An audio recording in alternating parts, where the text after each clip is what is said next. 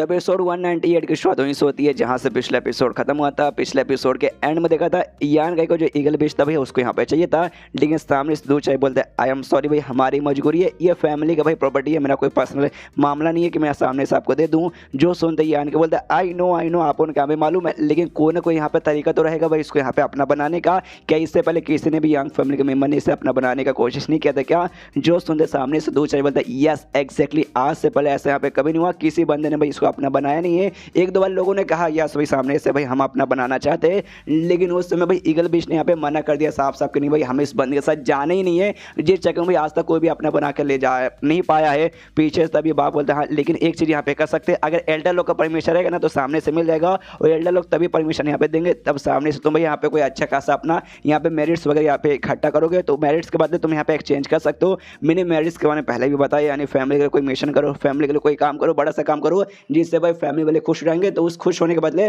सामने से कुछ ना कुछ तुम्हें दे देंगे। तो यहाँ पे भी बाप बताता है हाँ, लेकिन भाई अगर सामने से तुझे इसको अपना बनाना है तुझे अपना मेरिट्स यूज़ करना पड़ेगा, ना कि मेरा। अगर मुझे अपना बनाना है तो मैं अपने यहाँ पे यूज़ कर सकता हूँ, लेकिन मैं अपना बना के क्या करूँगा? तो सामने से दो चाहिए बोलते यस एग्जैक्टली भाई, अगर आपके पास यहाँ पे मेरिट्स है एल्डर को बोल के मेरिट्स के बदले यहाँ पे एक्सचेंज करवा सकते हैं, लेकिन आप यहाँ पे नए नए आए, कुछ दिन आपको फैमिली में आए हुए हैं, तो आपके पास पक्का भाई एक भी मेरिट्स नहीं होंगे। जो सुनते यहाँ पे यान के बोलता अच्छा भाई तो इसको अपना बनाने के लिए ऐसा कौन सा काम करके भाई मुझे मेरिट्स इकट्ठा करना पड़ेगा तो भाई मुझे मिल जाएगा। जो सुनते दूर चाहे बोलते हाँ भाई इतने कमाल के बीच को चाहने के लिए आपको कम से कम है ना यहाँ पे कोई एक कमाल के यहाँ तो भाई कोई आर्टिफैक्ट ला के देना पड़ेगा, या कमाल का कोई ट्रेजर या कमाल का कोई पिल या कोई एक बहुत ज़्यादा कमाल का भाई यहाँ पे मार्शल आर्ट स्किल ला के देना पड़ेगा, जिसके बाद से पक्का एल्डर खुश हो जाएंगे और बदले में भाई सामने से ये एक बीच देंगे तैयार हो जाएंगे। जो सुनते यान का बोलता अच्छा ठीक है, तो मिस्ट्रियट गेट का मार्शल आर्ट स्किल कैसा भाई इसके बदले मिल जाएगा ना? जो सुनते बाप भी हिल जाता है और सामने से भाई ये भी हिल जाता है, करे बाप रे मिस्ट्रियट गेट ये तो काफ़ी हायर गेट का हो गया भाई, और सामने से इनके पास वाकई में है अभी बाप भाई, तभी उसके दिमाग में चल देगा हाँ भाई मैंने सुना जो हाई हेवन पेबलन वहाँ पे वाकई में काफ़ी सारे यहाँ पे मिस्ट्रियट गेट के है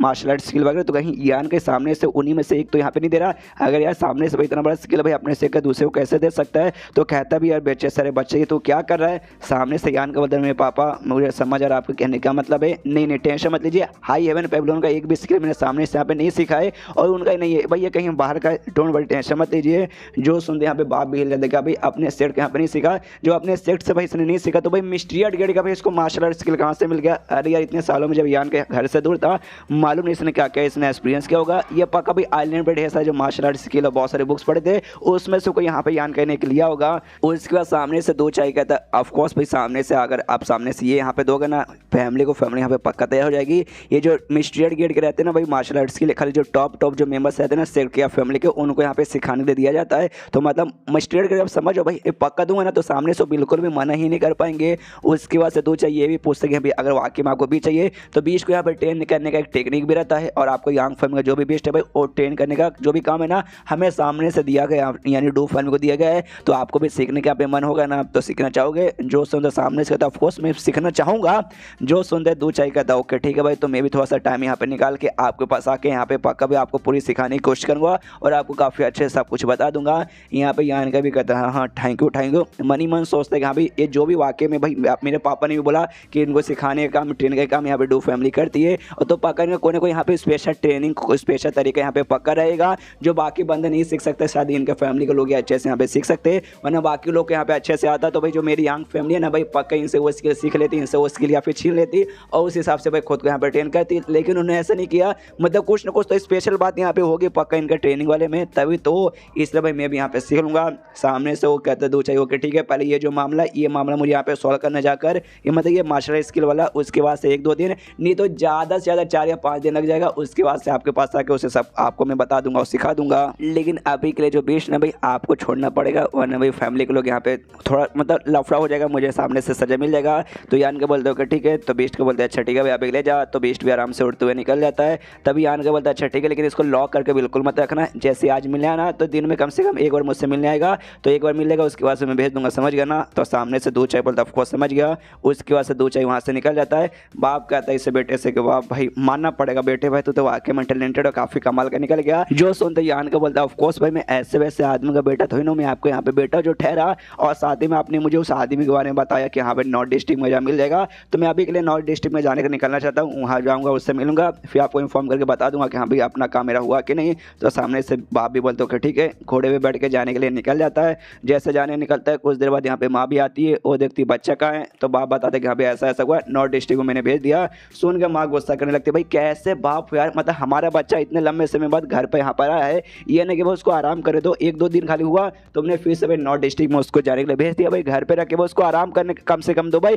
कैसे जालिम बाप हो यार तुम्हें, तो भाई मतलब गुस्सा आ रहा है मुझे तुम्हारे ऊपर। जो सुनते सामने से बाप बोलता है मेरी जान मेरी बाबू मैं यहाँ पे समझ गया, एक बार हमारे बच्चे को ना ये जो इनहेरिटेंस वाले उसमें पार्टिसिपेट कर लेने दो और जीतने दो, एक बार जैसे जीत जाएगा ना मैं अपने बच्चे को अपने फैमिली में यहाँ पे लॉक लगा के रख दूंगा, कहीं जाने ही नहीं दूंगा के लिए बच्चा तो जिंदगी भर के लिए यहीं पे आराम कर ले। और रही बात वो लिक्विड का, मेडिसिन लिक्विड का हमारे बच्चे ने यहाँ पे तैयार कर लिया, उसने भाई हम दोनों को रोज लेने के लिए दिया, इसलिए लो भाई तुम भी लो और मैं भी लेता हूँ। जो सुंदर सामने से माँ कहती है एक समय भाई हमारे बच्चे ने तो भाई ये मेडिसिन आपके लिए बना के ले गए, आपके बॉडी में जो भी यहाँ पे डेमोनिक एनर्जी घुसी पड़ी है उसको यहाँ पे ठीक करने के लिए, तो सामने से इसे मैं ऐसे कैसे पी लूँ। सामने से बोलता नहीं, मेरे बच्चे ने ये भी बोला कि दूसरे भी चीज़ों में कम आता है, और ये भी बोला कि हाँ जो बंदा इसे रोज यहाँ पे लेगा ना तो उसका ब्यूटी यहाँ पे मेंटेन रहेगा, कभी वो बूढ़ा या बूढ़ी नहीं होगा। जो सुनते ही माँ बोलती है अच्छा ऐसी बात है, दिलाओ भाई एक एक बूंद यहाँ पे भाई दोनों निकाल लेते अपने कटोरी में या फिर छोटा सा गिलास बोल सकते हो उसमें। तो सामने से आप ये दोनों देखे कन्फ्यूज की वाक्य में खाली एक एक बूंद यहाँ पे लेना है या फिर एक से ज़्यादा, क्योंकि यान करें तो खाली एक ही लेने को बोला, तो भी सामने से माँ बोलती देखो यार एक बूंद मुझे यहाँ पे थोड़ा सा कम लग रहा है,